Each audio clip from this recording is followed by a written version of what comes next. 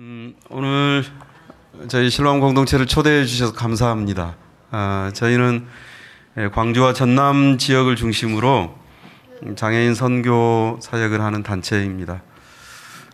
올해가 43년이 됐습니다. 여러분, 교회 역사에 비하면 반토막도 안 되죠. 근데 사실 이 43년의 역사는 한국의 장애인 선교 단체의 역사하고 같습니다. 우리나라의 가장 오래된 장애인 선교 단체가 43년이 됐습니다. 저희가 43년이니까요. 근데 제가 제일 먼저 세워진 단체는 아니고요. 저희보다 한 5개월 전에 서울에서 먼저 세워진 단체가 있었고요. 그 다음에 저희가 두 번째 장애인 선교단체로 세워져서 43년째 사역을 하고 있습니다. 저는 실로암 공동체로 보면 2세대라고 할 수 있습니다. 저희 먼저 선배들이, 장애인을 가진 선배들이 장애인 선교의 열정을 가지고 1976년에 광주에서 선교회를 세우고 역동적으로 활동을 해왔습니다. 그 중에 여러분이 이렇게 잘 아시는 곽정숙 의원님도 계십니다. 3년 전에 이렇게 돌아가셨습니다마는 그분들 1976년 정말 우리나라의 장애인 복지, 또 장애인 인권, 장애인 선교에 대한 개념조차 없을 때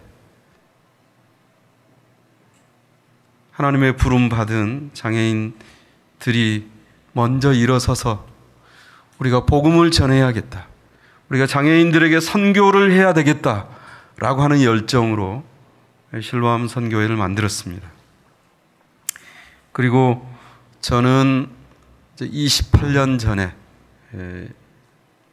선배들의 손에 이끌려서 장애인 캠프에도 가고 또 장애인 선교의 현장에서 같이 함께 하다가 1992년부터 실로암의 전임 간사가 돼서 지금까지 일해오고 있습니다.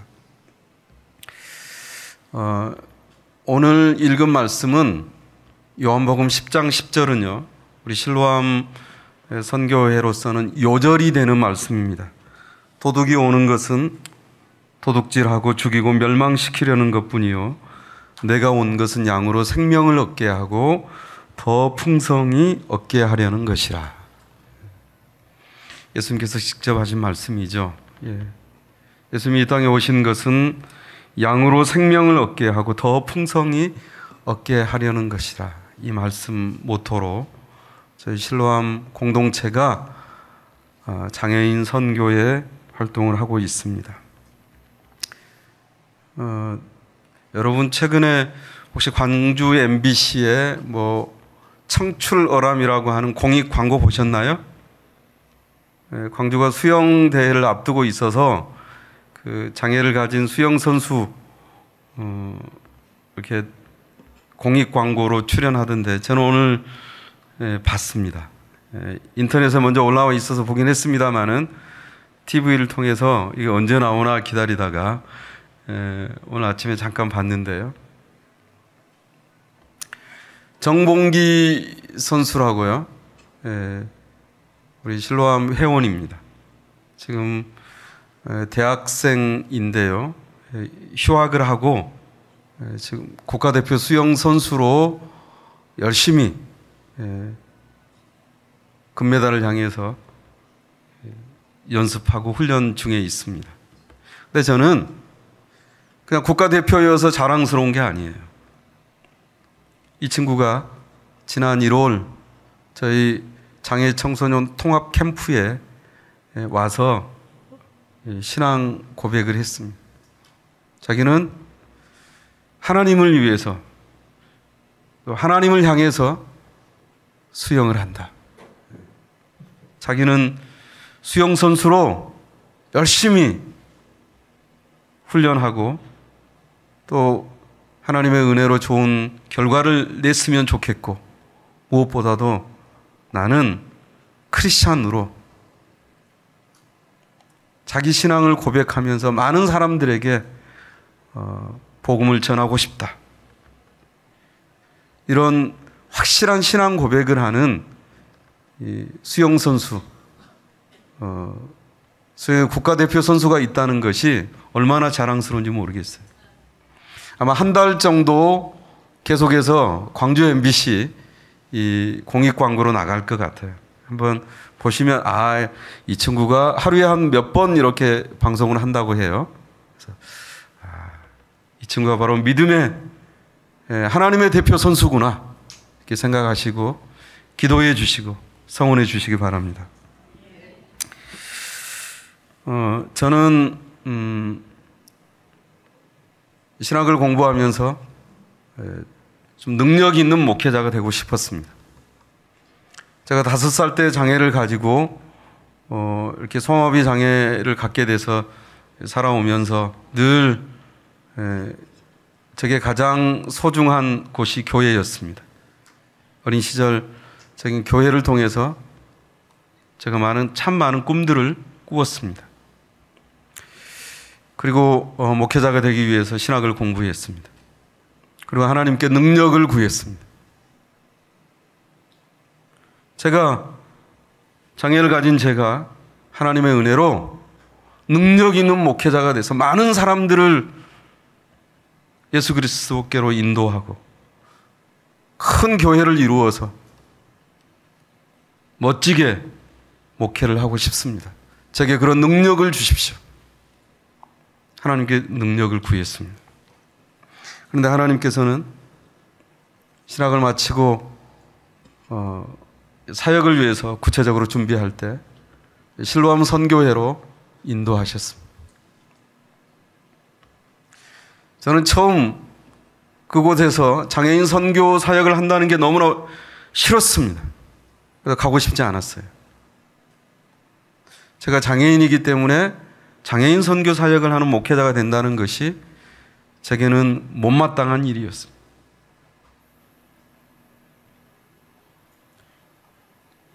곽정수 의원께서 저를 불러서 그러면 제가 한 1년 정도라도 이렇게 하면서 제가 장애인으로서 그래도 하나님 앞에서 진 빚이 있기 때문에 빨리 갚고 좋은 교회 목회자가 돼야 되겠다 이렇게 생각을 했습니다.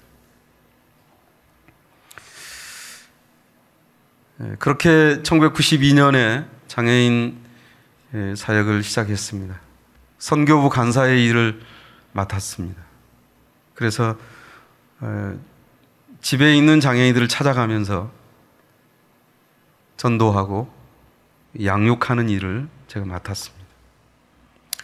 그리고 여름이 지나가는 그 정도, 그러니까 한 9월 정도 되었을 겁니다. 어느 날 제 삶을 돌아보면서 하나님 앞에 깊은 기도하는 시간을 가졌습니다. 하나님께서 제게 주신 말씀은 네가 있는 곳, 네가 지금 서 있는 곳, 그곳이 내가 너를 부른 곳이다. 장애인 선교 사역의 현장이 나를 부른 곳이라고 말씀하셨습니다. 그래서 한 9개월 정도의 제 사역을 돌아보니까요,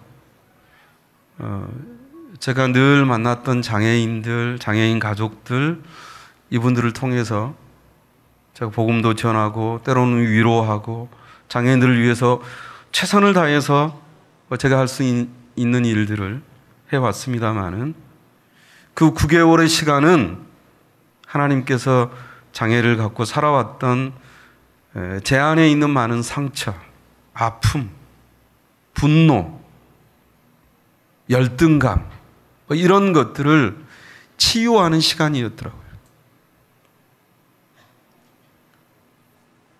그 하나님의 손길, 그 하나님의 은혜로 저는 하나님, 제가 다시는 다른 곳에 눈길을 돌리지 않겠습니다.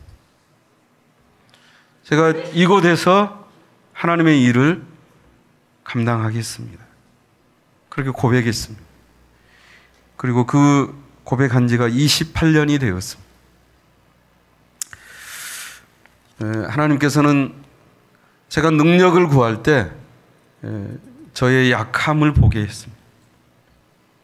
그리고 가장 제가 부끄럽게 생각하고 제가 외면하고 싶고 제게서 떼어버리고 싶은 장애를 통해서 하나님께서는 하나님의 일들을, 하나님의 사명을 감당하도록 하셨습니다. 더 이상 제게 장애는 부끄러운 것이 아니고 제가 외면해야 될, 정말 내 삶을 망치게 하고 내 장래의 희망을 종치게 하는 그 무엇이 아니라 오히려 하나님의 일들을 이루어가는 은사가 되고 도구가 되고 그것을 통해서 하나님께 영광을 돌리는, 그렇게 하나님께서 지장애를 사용하셨습니다. 제가 1992년 만난 저보다 3살이 많은 장애인 형의 이야기를 하고 싶습니다. 그분은 서울에서 태어났습니다. 그리고 집안의 경제적인 어려움 때문에 온 식구가 광주로 이사를 오게 됐습니다. 그 1960년에 태어난 그 형은 시각에도 장애가 있고 또 언어에도 장애가 있고 또 내성마비 장애를 가진 이 삼중고에 3가지 장애를 가진 중복 장애인이었습니다. 장애가 심하다 보니까 이분이 광주에서 뭐 이렇게 전세나 뭐 사골세로 이렇게 살아가는데 늘 쫓겨났습니다. 어머니하고 2분이서 살았는데 무려 이사를 17번이나 하고 각하동에 있는 영구 임대 아파트로 오게 되었습니다. 늘 혼자 집에서 있었습니다. 복음을 들을 기회도 없었습니다. 그런데 어느 날 여호와 증인이 그 집에 찾아왔습니다. 그래서 사람이 그리워서 그 사람들을 만나고 성경 공부를 시작했습니다. 바로 그때 저희 실로암에서 그분을 만났습니다. 찾아가서 복음을 전하고 같이 성경 공부를 했습니다. 그리고 저희 실로암에서 운영하는 야학을 통해서 그분이 한글을 공부하고 숫자를 공부하게 됐습니다. 한글을 깨우치고 나서 맨 처음 읽었던 책이 바로 성경입니다. 그리고 날마다 매일 성경으로 말씀을 묵상하고 말씀 묵상한 그 내용을 글로 정리했습니다. 그것이 일기가 되었습니다. 그리고 그것이 시가 되었습니다.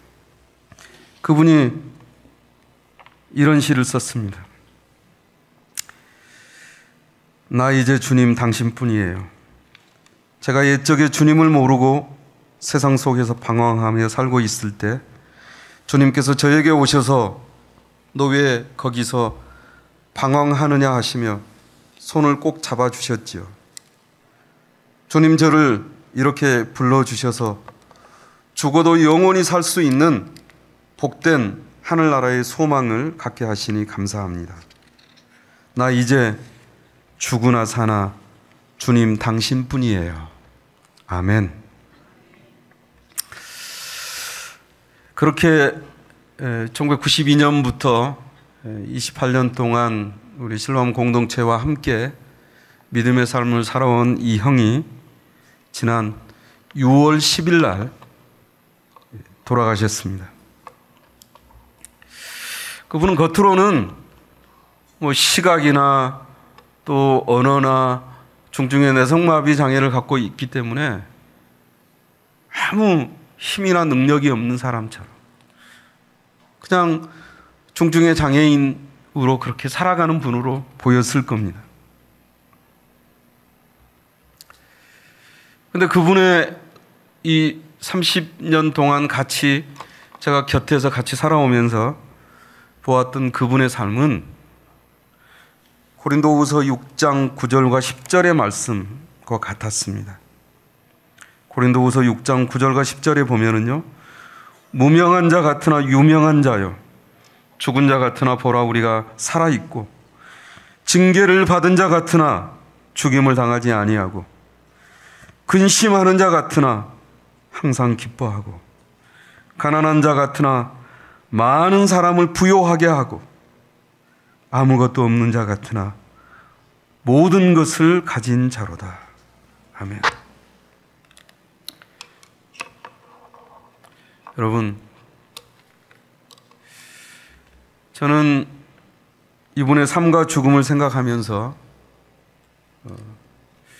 하나님께서 이 땅에 연약한 자와 가난한 자와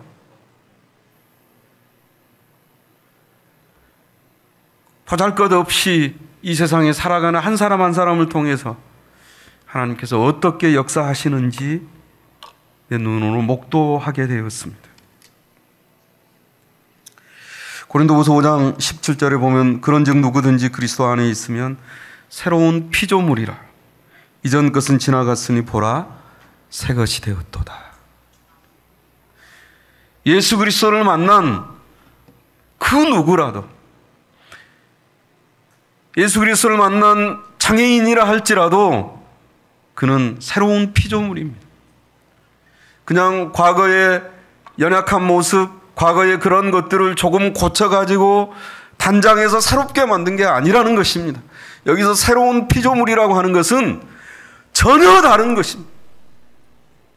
이전의 것과 전혀 다른 하나님의 사람으로 살게 하는 것입니다. 저도 시골에 고향 교회에 저희 부모님들이 지금도 신앙생활을 하고 있습니다. 이제는 연세가 70대 후반, 80대 중반 그렇습니다. 제 모교회에 가도 그래도 여기는 뭐 비교적 젊은 분들도 계시고 그런 것 같은데 거기는 다 제 어렸을 때 저희 주일학교 선생님들 그분들이 이제는 70대가 됐습니다. 나이가 좀 있으신 분들은 이제 80대, 90대가 되었습니다. 나이가 들어간다라고 하는 의미는 뭘까요? 저는 사회적 의미를 함의하면 나이가 들어간다라고 하는 것은 장애인이 되는 것하고 똑같습니다. 여기에 있는 우리 실로암 공동체 장애인 형제자매들은 어떻게 보면 40년, 30년 빨리 장애인이 된 것이죠. 나이가 들면 눈도 잘 안 보이죠? 시각장애인. 귀가 잘 안 들리잖아요. 청각장애인이 되는 거예요. 걷는 게 불편하잖아요. 저처럼 지체장애인이 되는 겁니다. 제가 다니는 교회 엘리베이터 앞에서 권사님들 뵈면 아이고 목사님은 비 오면 다리가 이렇게 쑤시지는 않죠. 이게 인사말이에요. 저는 아직 쑤시지는 않아요. 근데 그분은 그냥 걷기도 저보다 더 불편했고 많이 힘드시는 거죠. 어떻게 보면 나이가 들어간다라고 하는 것은 장애인이 되는 그런 과정인 거예요. 장애인하고 똑같아지는 거예요. 여러분 걱정하지 마세요. 장애인이 되는 게 부끄러운 것도 아니고요. 장애인이 된다고 해서 하나님의 일들을 감당하는데 문제가 생기는 것도 아니에요. 여러분 아무리 건강해도 하나님 나라에 대한 소망이 없으면 그거 어디다 쓰겠습니까? 길어봤자 100년이에요.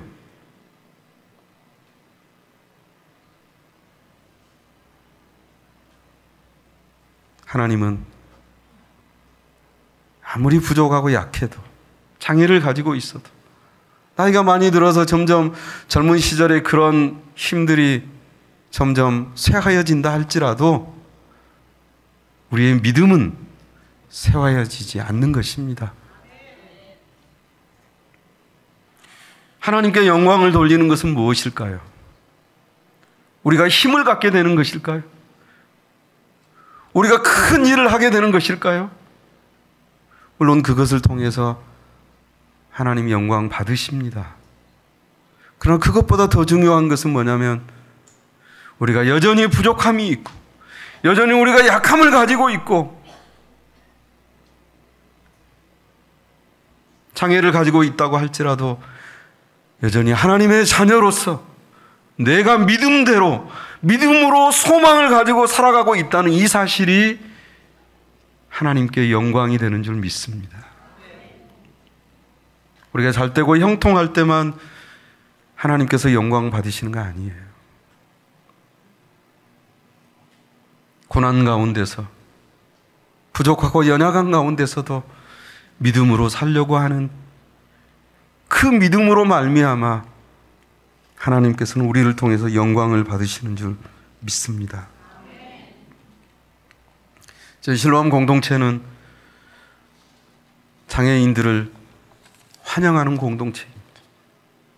이 세상에 장애를 가진 사람 환영하는 곳 봤습니까? 심지어 가족들도 환영하지 않는 경우가 많습니다. 학교에서도 그렇고요. 직장에서도 그렇고요. 동네에서도 그렇습니다. 장애인 학교를 지으려고 하면 장애인 시설이 들어온다거나 뭘 하나 만들려고 하면 반대하는 일 많이 있지 않습니까? 그것이 무엇을 의미합니까? 이 땅의 장애인들이 환영받지 못하는 존재라고 하는 것입니다. 하나님은 어떻게 보실까요? 하나님도 장애인들을 환영하지 않을까요? 그렇지 않습니다. 우리는 하나님의 마음으로 장애인 한 사람 한 사람을 환영합니다. 세상에서 환영받지 못한 존재라 할지라도 주님께서 그러했듯이 주님 곁에는 늘 장애인들이 있었습니다. 약함을 가진 사람들이 있었습니다. 그 사회에서 그 공동체에서 배제된 사람들이 늘 주님 곁에는 있었습니다. 주님 그들을 어루만지셨고 회복시키셨고 고쳐주셨고 하나님의 사람으로 새롭게 살아가도록 은혜를 베푸셨습니다. 우리 실로암 공동체는 장애인들을 환영하는 공동체입니다. 이 교회도 그런 공동체라고 저는 믿습니다. 우리가 주님을 따라간다라고 하는 것은 가장 연약한 사람들과 함께하는 것입니다. 그리고 그들을 환영하고 그들의 삶을 존중하는 것입니다. 세상적인 눈으로 보면 별 볼 일 없고 연약하다 할지라도 하나님의 시선으로 보면 하나님의 마음으로 보면 환영하고 존중하고 사랑하고 함께 할 수 있는 그런 존재들입니다.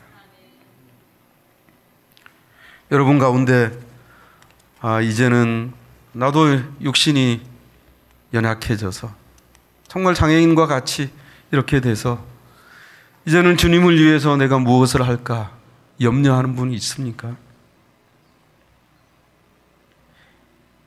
이제는 주님을 위해서 할 일이 더욱 많습니다. 더욱더 열심히 주님을 사모하고 주님의 나라를 향해서 가야 됩니다. 왜냐하면 이제 주님 만날 날이 얼마 남지 않았잖아요.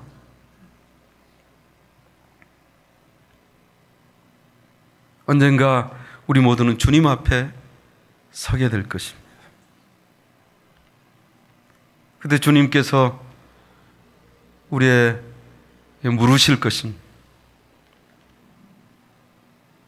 그때 주님께서 우리에게 물으실 게 네가 어떤 큰 일을 했냐? 네가 세상에서 어떤 위대한 일을 했냐라고 묻지 않으실 겁니다. 내가 가진 것을 얼마나 연약한 사람들과 주님의 교회를 위해서 나누었느냐? 우리가 얼마나 큰 것을 가졌느냐가 아니라 그것을 주님의 나라와 교회를 위해서, 연약한 사람들을 위해서 얼마나 나누었느냐.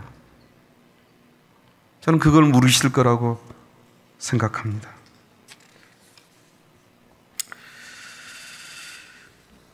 신람 공동체에는 많은 연약함을 가진 다양한 장애인들이 있습니다. 저는 그분들을 뵐 때마다, 만날 때마다 이분들이야말로 하나님께서 우리 신람 공동체에 보내준 선물이요, 보석이다, 보물이다, 이렇게 생각하고 있습니다. 이 교회 공동체 가운데도 연약한 분들이 계시다면 그것이 하나님께서 여러분 교회에 보내신 선물이요, 보물인 줄 믿습니다. 마태복음 25장 45절에 보면 이 지극히 작은 자 하나에게 하지 아니한 것이 곧 내게 하지 아니한 것이다, 이렇게 얘기하고 있습니다. 우리 주위에 줄인 사람들, 목마른 사람들, 헐벗은 사람들, 병든 사람들, 하나님의 복음의 은혜를 알지 못하는 많은 사람들, 옥에 갇힌 사람들, 이 사람들이야말로 복음이 필요한 사람들이고 교회 공동체가 섬기고 주님께 인도해야 될 사람인 줄 믿습니다. 사랑하는 내정교회 성도 여러분, 장애를 가진 사람들은 단지 불쌍한 사람들이 아닙니다. 여러 가지 도움이 필요하고 봉사가 필요한 사람들이긴 하지만 그 이전에 그리스도의 복음이 필요한 사람들입니다. 그들을 품고 그들의 구원을 위해서 우리가 기도하고, 우리가 할 수 있으면 여러 가지 구제나 봉사나 도움이 더불어서 같이 있어야 할 줄로 압니다. 우리 신람 공동체가 계속해서 장애인들을 그리스도께로 인도하고 이 하나님의 주신 이 사명, 가장 연약한 사람들을 통해서 주님의 나라를 이루어가는 이 사명을 잘 감당해 나갈 수 있도록 기도해 주시고 계속해서 동역해 주시기를 부탁드립니다. 기도하겠습니다.